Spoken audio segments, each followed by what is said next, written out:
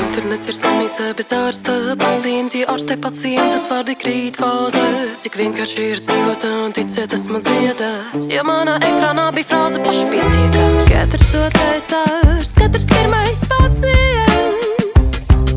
Bet egoisma lāsts, svarīgs ir tas krēsls, kurā sēdi pats.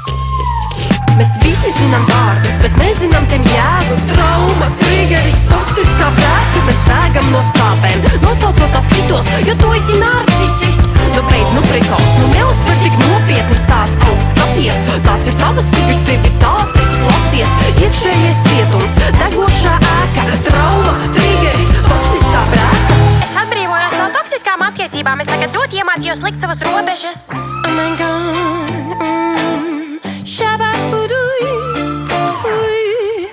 Es mācu, kā tev dzīvot, bet kas notiks mīļais, kad pašam sava dzīve tev kritīs uz galvas? Kur palika šie vārdi, ka tava paša māte neglaudīs pa spalvai?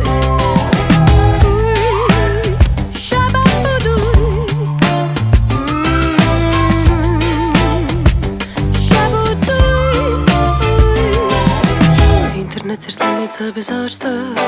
Pacienti ārstē pacientus, vārdi krīt vāzē.